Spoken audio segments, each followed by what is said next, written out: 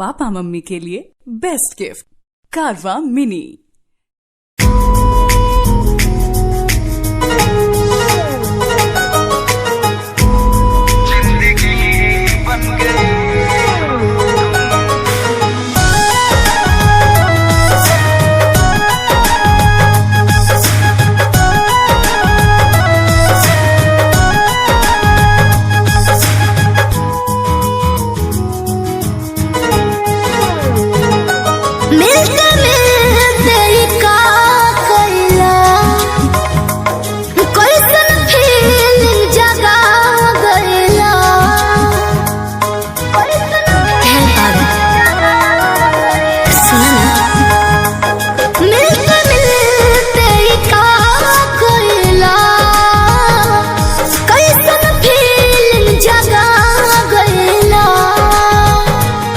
दुनिया के भूला के हम तोहरे में हो गए गुम।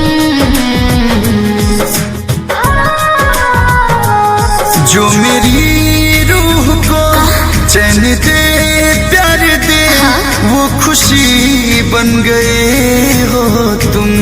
अच्छा जिंदगी बन गए हो तुम। जिंदगी बन गए हो तुम।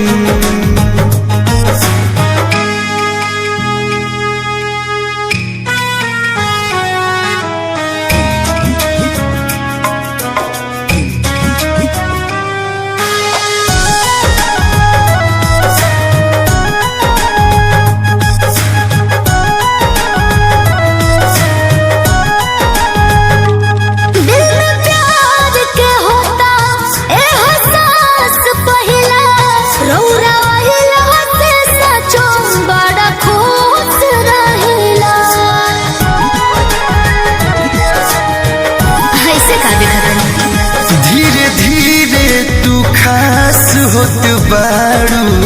अच्छा जैसे जैसे दिल के पास होत बारू। कब हो गई खुद हमरे चलना मालूम। जो मेरी रूह को चैन दे प्यार दे वो खुशी बन गए हो तुम। अच्छा जिंदगी बन गए हो तुम। जिंदगी बन गए हो तुम।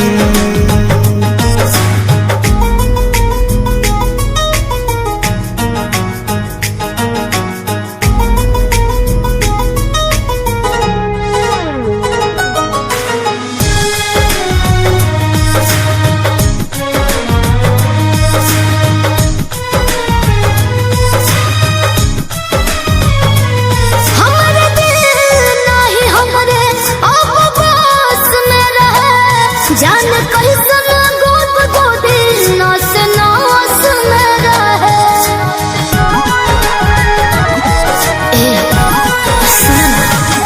हाल दिल के तुहार बाटे जैसन हमरो भी कुछ कुछ होता ऐसा।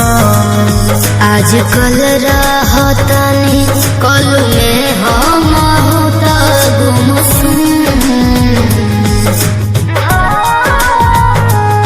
जो मेरी रूह को चैन दे प्यार दे वो खुशी बन गए हो तुम। जिंदगी बन गए हो तुम। जिंदगी बन गए हो तुम।